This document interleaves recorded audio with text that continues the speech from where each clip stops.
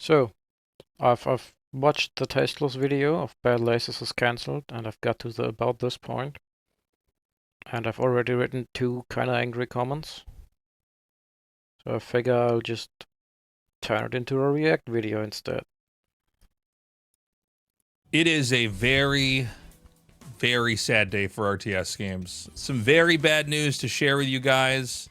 I was blindsided by this one. I think pretty much everybody was. Battle Aces by Uncapped Games has been canceled. We're going to go and take a quick look at their announcement. If you're unfamiliar with Battle Aces, this is a game that was being made by many ex-Blizzard employees, including David Kim, who did a great job balancing StarCraft 2. He did not. I'll talk more about this in a second, but let me just read through this announcement here. It says, important announcement about Battle Aces. If you want to read it yourself. We've all seen this. He just reads it. It's boring. So I'm gonna there's a couple other videos I have that I'm gonna just play, and just show. If you didn't see Battle Aces, this game, it was clean. It was fast paced. The music was good. Yeah, the sound was good. The sound was very good. The art was good. The engine, it just played really well. The graphics are fine. They got an upgrade in the last beta that we just had, which now they actually look good. The sound, I agree, is superb. Mwah, perfect sound. The gameplay is not clean, not whatsoever. There are so many pathing issues. I'm sorry, I just can't call the engine good if you have pathfinding issues. It's just no. It works most of the time, but the last 2 days I was just frustrated with the pathfinding in every game. It just pissed me off every game. Just how it is. Even when you had both sides with maxed out armies, it was basically a deck building RTS. So you'd assemble about 8 different units. They'd have to match a certain number of tech trees. And then you'd go into what would be a match that's no longer than 10 minutes. Their attempt to... 10-minute timer. Great call. Love the idea. Was very skeptical before, but it works. Such a beautiful idea. Reinvent the genre was to make it more fast-paced, so you're flooded with resources right away. And you expand very quickly. It takes one button to tack up. It's one button to expand as well. So they basically removed the base building in favor of high-paced gameplay. Easy to learn, very difficult to master. Really, no and no. The high-paced gameplay just didn't really happen because you just did nothing. The best play was to do nothing. And then you just had one big fight that kind of just decided the game, usually. Also, the best play would have been to just take to tier 3, which just makes the downtime even longer. And what's the other thing he said? It's one button to expand as well. So they basically removed the base building in favor of high-paced gameplay. Easy to learn, very difficult to master. Not that difficult to master. In the first beta, they actually shared a spreadsheet that one of the devs made for how the matchups works. And it was accurate. It had quite literally just 4 pictures on it and some arrows.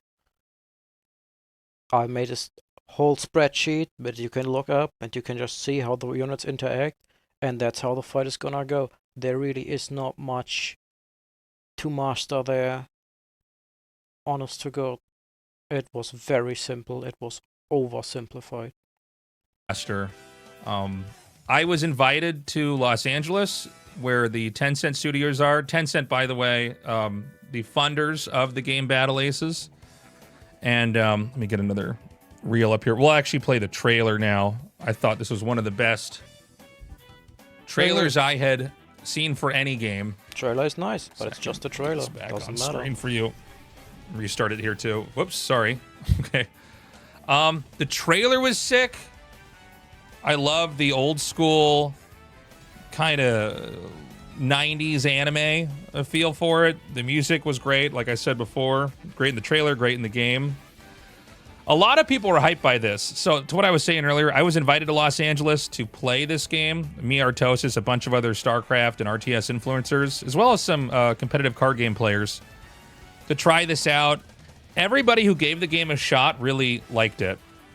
I was invited again to LA to help film a promo for the game for, I can't remember what game show it was for, where we got to see this trailer ahead of time.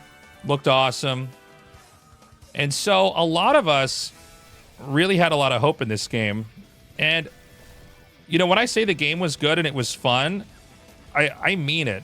Like, I really thought this had a lot of potential to really change the space. It also was kind It did have a lot of potential, which kind of is turning into the death sentence of every early access game. But it had a lot of potential, which kind of just translates to, yeah, but it was shit. You could have made a good game, but you didn't. The execution just wasn't there. So, yeah, I agree, it had a lot of potential.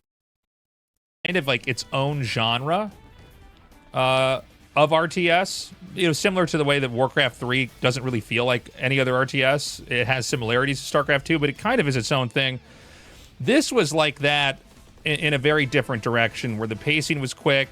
Instead of having a long game where, you know, maybe the build-up is going to be 15 minutes before the climactic fight, maybe 30 minutes before the most important part of the game happens. This was the opposite. Yes, but you're playing PvE the whole time of the 15 minutes. Like, I agree it shouldn't be 15 minutes long. Like, the StarCraft time is okay. Like, you have like 2, 3, 5 minutes until something happens, which is getting too long for my taste, but whatever. But at least you're playing PvE in that time, as in you do your build order, you can fuck up, you have to scout, you have to interact with your opponent a little bit. You're not having massive fights, but you're playing the game. Whereas in Battle Aces, you kind of literally did nothing. I have clips of me sitting there for 1.5 minutes and just pressing 2 buttons. And that was it. It's similar, like, to maybe a fighting game where you can play game after game after game and get right back into the action. My phone today, by the way, this trailer is so sick. It's so hype. Look at this. Just the trailer, dude. I can't believe this game's been canceled, man. What the fuck? So, anyways, what I'm trying to say is I wanted to sing the praises of this game. It was really, really good. I really enjoyed playing this. I had a lot of fun. I am so confused as to why they would cancel this. I think this was so far the most well-received game from the people that played it. And then as someone who just plays RTS games, you know, I think there's always ways you can fix and improve games, right? But this one basically had the formula down. And, you know, there were things I thought maybe they could have changed or maybe they could have done that would have made it better. But, like, that's why you put a game out there and then see how the feedback is and see what happens. So No, that's not what you do. You make a plan how the game will work. You figure out how the game will work. You make the game according to the vision of how it's gonna work. You try and think of absolutely everything that could go wrong, that could be abused, and so on. You make a good game, and then you make tiny balance changes to it after. You don't just make a thing and then just throw it out there and see where it goes. That's just a recipe for disaster. So from what I can gather here, and here's the thing, I don't really know. I found out about this the same way everybody else did when it was posted online. I basically woke up and looked at my phone was blowing up. So many texts from everybody. Nobody could believe that this actually happened. I have to assume this came down to monetization, but that confuses me as well. The first version of the game came with all the units. That was in the beta. The second version, which I did not have time to play in that second beta. I had a lot of other casting stuff going on. But I know there were complaints about the monetization there. I don't know if people thought the units would cost too much. By the way, maybe I should take a step back here and try to clarify for a second. If it's going to be a free-to-play game, in other words, it's not going to cost $30 and you're going to release it, or you're not going to do something like they do with Street Fighter 6, where they release it and then there's like a new season where you get extra characters and you pay money to get that. If it's Which going to be is free to coming as play, well. the monetization has to make sense in a way where they can make it profitable. And I don't disagree. They are allowed. That's a terrible when I frame. say that, this isn't like Uh, they're allowed to make money. It's fine. They're a company. They have costs. They need to make money. But making money and making the game pay to win trash are two very different things. And this game was heading straight down the pay to win path. You don't have the right unit, you just lose. And you can't get the right unit because it's locked behind the time-gated battle pass in the second beta. In the first beta it was at least just gated behind playing the game for hundreds of hours, which sucked, and people made scripts to just AFK farm and just literally be AFK and lose games just to farm the units. Which also, promoting that kind of behavior just probably rethink the system. But at least that was like doable. You could just spend hundreds of hours and get the units. In the second beta, it was time gated. You could not get the units. You started with the starter units, which were intentionally bad, and you were just completely outclassed by the better units, which you had no way of getting because it was time gated behind daily quests, weekly quests, and the battle pass. No. like a greedy game company thing. This is like they have to keep the lights on. They have to keep the servers up. They have to keep people who are paid to patch it and make new units and do all that. Which is fine. Right now, there's I Pay to think win. kind of a zeitgeist in gaming of games are too expensive or games have been too greedy. I think this comes with some games costing up to $80, even though in the era of Nintendo 64, games were pretty crazy expensive back then too, and that was before. Yes, but then you paid like $60, $40, and you got a whole fucking game that didn't need 50 patches to work properly, and it didn't have a microtransaction store and a battle pass and some loot boxes and whatnot. Big difference. For a lot of the inflation that we have now.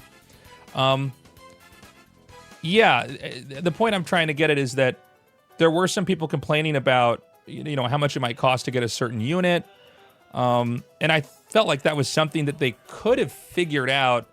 Also, you want the game to be playable kind of no matter what, which I think it would have been if you gave people a certain amount of units every week, similar to what you could have done, or as an example, League of Legends, right? You have a certain number of champions that are available.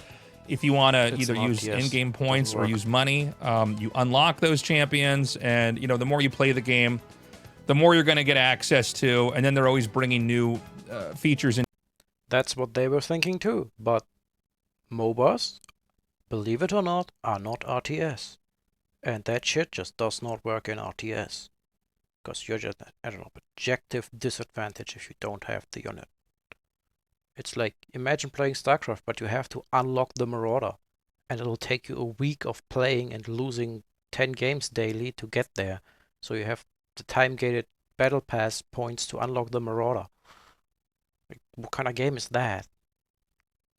Into the game to try to make it more accessible. Now, one thing that's been happening lately in the gaming industry is that a lot of free-to-play games are not being... Honest to God, I think David Kim probably tried his absolute utmost to convince Tencent to change the monetization model. Like, the whole disaster in Beta 2 happened, and I was very angry about it. And I asked them why they just can't just promise that the game won't be pay to win, and they just wouldn't do it. Probably because they had no control over it, because that's all Tencent's decision.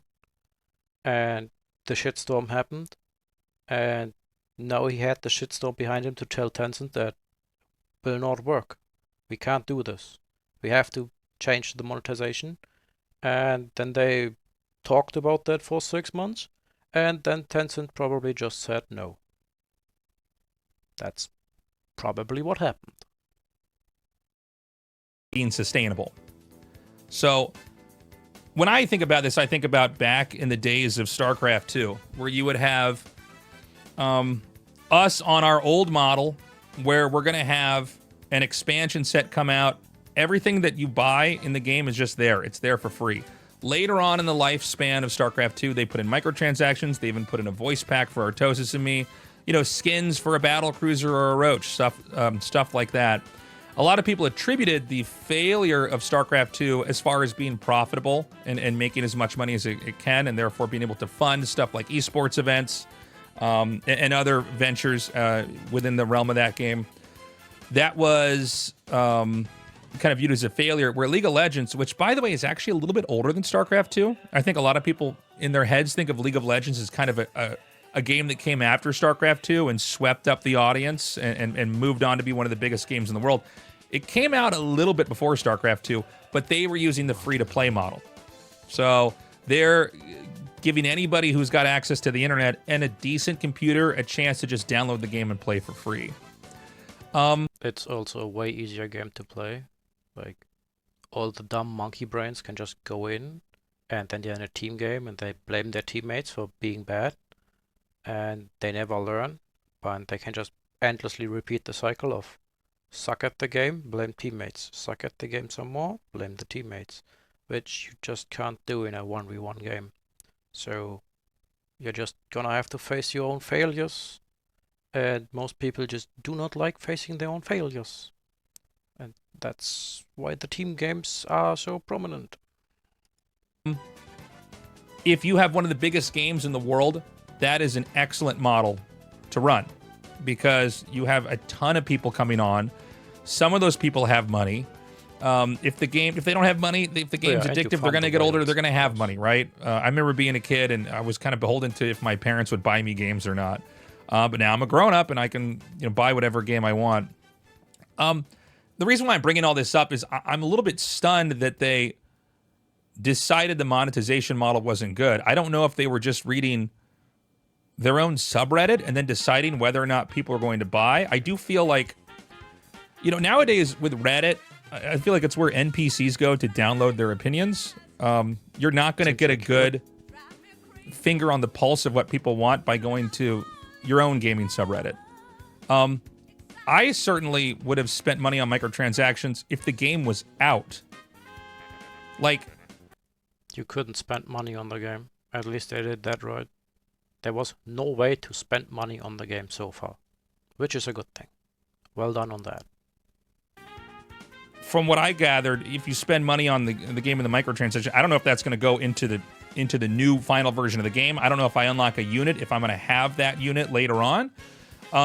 And I think most people were basically showing... The radar actually got removed, so if you would have bought a skin for that, it would have been lost. Up, trying it out, and having a good time. And I think a lot of people, and I think I'm speaking for a lot of people here, we're sort of just waiting for the big green light for the game to come out, for everybody to pile in and spend money. I mean, maybe. But also it was a closed beta. You needed a key to gain access. It wasn't an open beta. You couldn't just download the game and try. So that's, part of the thing. Make content, run events. I personally wanted to cast Battle Aces events on my channel or produce larger scale esports events for these guys down the road. I guess that's not happening anymore, and that makes me very sad. By the way, if you want to see, I did run a tournament on this channel called the Tassel Tussle. Tassel Tussle 1 and Tassel Tussle 2. I guess those are going to be the only Battle Aces tournaments out there, but I'm a bit shocked. Excuse me? You mean your Battle Aces tournaments, right? Because there were many others, Mr. Tasteless. This seems like a huge mistake. This feels really... doesn't really make a lot of sense. It's important to remember... Artosis ran 1 or 2, then Mnemonix ran 1, Nielsen ran 1, Bandana T ran 1, and I'm forgetting one. At least one. There may be 1 or 2 more that were in the first beta that I don't remember. That's true. There were more. This is definitely not the decision of the people that worked on the game. This appears to be a decision from Tencent, the people that were paying for the game. Yes. To be in incubation and... Again, I think they had just a schedule overrun. I've written this as a comment. Like, They said we planned on releasing the 2 units every 1.5 months. They said it was 3 months between the first two betas, so we got 4 new units because that's 3 months and then the due divide. That's how we get to this point. And then from the November, the first 2 weeks, to December, Christmas, would have been another 1.5 months, and then they would have ahead of exactly the 50 units that they said they wanted to release with. So I never got confirmation from this. All Darian said was when I said this, at the end of the second beta was that's a wild take, and so I guess we will never know. But it's my best working theory. They wanted to release for Christmas. They couldn't. Now we're here. Eventually, Tencent just cut them off because they had schedule overrun and the game wasn't finished and so on. be released to the public, and then they would probably have to spend millions and millions of dollars in advertising and presumably recoup all that money via whatever monetization system they have. Again, whether that's microtransactions, whether it's a $60 game, and it's very expensive, but once you get it, you get all the units. Whether it's a $30 game and you have seasonal passes like they do with Tekken or Street Fighter. I don't know. Game monetization is maybe the most important thing if you want to have something that's going to live on forever. I think a lot of people that play games don't really think about this. They just look at how much stuff costs. When you have a live service game, it's kind of like running an amusement park. People come in and then you need them to spend money in various places to kind of fund all the rides, to make the park clean and everything functions correctly, to keep it safe. And a live service game is sort of a digital version of that, where you need to have enough people coming in, spending money, and keeping the thing running. Otherwise, you can just make an expensive, like a lot of these single player games you might play on your PC, Xbox, PlayStation, whatever, where you buy it, you don't even need to be online. You have an experience. Maybe that's a day, maybe that's a month, and then you finish it. Maybe you get all the unlockables, and then you're done. But I'm a little bit stunned that this is what happened, because I don't play those kind of games, so I wouldn't know, but seems fair. You paid for it, you had fun, it ended. If you want to do that, go ahead. I don't feel like... First of all, this is terrible for all the people that are involved in making the game, but also it's really bad for RTS. This makes me think almost of like all the movies that people are never going to see, all the books that people are never going to read. This is a game that I thought was a really good experience that it could have been that was worth putting out there and taking the risk. Again, it could have been the best RTS ever. I'll straight up say it. It had no randomness, like StarCraft has still some randomness, and it does annoy me. It was fast-paced, you didn't have to play PvE. The 10-minute timer was genius. I'm absolutely gonna copy the 10-minute timer. That's amazing. It was sort of a new hybrid version of RTS games that didn't really exist before. And let's keep... I was, I think, in some ways inspired by Desert Strike. But we've already seen a lot of games that were built inside previous RTS games that became massive. Okay, this is, League of Legends was basically just Dota. Dota 2 obviously was just Dota. I just did a sponsored stream for a game called Sirocco, which is based off of Battleships, which was a Warcraft 3 mod. We all know Counter-Strike was just a mod of Half-Life. There does exist a Battle Aces mod you could play right now, made by me. And Rhyme. Rhyme made the map, I balanced the units. It's called Blitzforge. If you want to play it, it's there. You can just play it. You just need a friend. Point in case, this just seems like a huge fucking mistake. I can't believe it. And I still don't know. I don't know if we're ever going to find out, but why they didn't go with it. And if they were just reading into whatever people were saying on Reddit, or assuming that when they put the game in some kind of beta, that's when people dump their money into it, I think that's a misunderstanding of Sir, you weren't there. You're just blabbling on like we've been over this. Of the customer right then and there. As someone who wanted to play this game and who liked the game when I was playing it and wanted to do more stuff around it, it wouldn't have occurred to me that I need to spend money on microtransactions immediately, or if that was even being evaluated. I don't know. Tencent wasn't possible. is a company that is massive. They're kind of like one of these companies that has their tentacles in everything. And I've heard that they put a lot of games into incubation and kill them if they're not very confident it's going to be very lucrative. And even though I think this game could have been the next big thing, I don't know. I mean, I'm kind of rambling here, but this is a real bummer to hear. I'd love to know your thoughts and comments here in the comments section. Are you surprised by this? I'm very surprised. Would you have been invested in this game? Because honestly, I just don't feel... I was very invested in the game. I started a YouTube channel and a Twitch channel, and I made a giant spreadsheet. I tried to tell the devs what's wrong with the game and got consistently ignored. But that is what it is. Feel like this game ever quite got the shot. You know, Stormgate's had their own problems, and I think they ended up putting out a product that wasn't really ready for everybody to play. Battle Aces did the opposite of that. They had a product that was basically ready to go. They could have dropped it today, and if they monetized it correctly, it would have... Honestly, the first beta, everybody was saying this could be a finished game. This could have been a release, and everybody would have been fine with it. Even the stupid unlocking system for the units back then would have been okay. It's not great, we don't like it, but you just let the game run for a couple 100 hours and you'll have all the units. It's dumb, but it's workable. It's a free-to-play game after all. If you want to pay for the convenience of having the units for free, or pay for have them for free, that's dumb. If you want to not have your computer running and you just pay them instead of your power provider, then you could have done that. Would have been fine. Not great, but fine. And then the second beta just ruined it. Would have been successful. The difference I've noticed is that everybody who's been an RTS person was deeply aware of Stormgate. Not a lot of people were aware of Battle Aces, even though I think the trailer was sick. Anybody who's like a pro game in kind of competitive StarCraft 2 as an example knew a lot about Battle Aces. But I think when you get to like Clem played, the casual, the person who played RTS their whole life but doesn't have time to watch game shows where they show the trailer for every game. Then again, the first beta came out.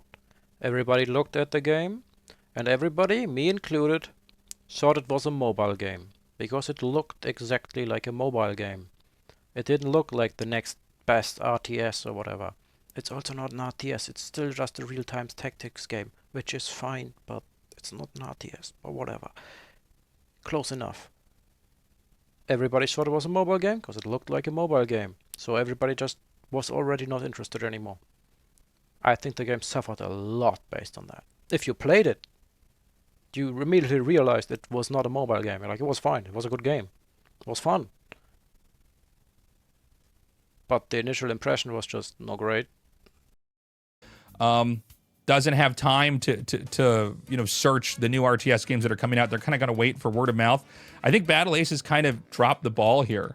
You know, they had a little bit of time when people were streaming. I don't think they incentivized. Like, as an example, okay, I learn all my new games by opening up Twitch. Hey, I've got too. 2 monitors. When I get my coffee in the morning, I'll open up my emails or maybe a YouTube video if I need more coffee before I have my emails and answer them. And then on the other screen, I just have Twitch open. And I'll click around. And a lot of times I'm just looking for new games. Maybe I'm going to stream them. Maybe I'll play them in my spare time. Maybe it's just going to be something fun to watch. But, I mean, I feel like these guys barely had a presence on Twitch. The social media following was pretty small. And when I would stream the game, every time people came into my channel, they just said, "What is this game? This looks great. I have never heard of this." That was happening the whole time. I almost wish I could have fused the marketing from Stormgate with the game itself. They had one marketing guy, Darian, from Uncapped Games. He ran the Twitter, he ran the Reddit, the Discord, he made all the promo videos, everything. So their marketing department was one guy. Which probably explains why nobody heard about it. Here from Battle Aces together, and maybe this thing would have succeeded, but Yeah, I don't know, man. I mean, it's depressing. You know, we were talking about there being an RTS renaissance. And, you know, it seems like a lot of these games are struggling or not going to get the chance that they deserved. So I'm sad about this. By the way, I don't know if this means they just... I guess there were a lot of dead people in the Renaissance, so kind of accurate. kill the game and it's never seen again. I don't know if this means it can be like sold to another company if there's someone else that wants to pick it up and I don't really know how this works with game development. Sorry, but you know, I don't know if there's someone that can come in. That all just depends on Tencent, whatever they want to do with it, because I assume they own the IP and everything, because it's their money. And take over it where they left off. I'm not sure. Let me know your thoughts in the comment section. I'm very bummed out. I don't know what else to tell you. Yeah, this sucks, man. Thank you for watching. I know it's bad news, but please like and subscribe. I want this information to get to as many people as possible. I love you. Stay safe out there. Good luck to RTS. I love you too.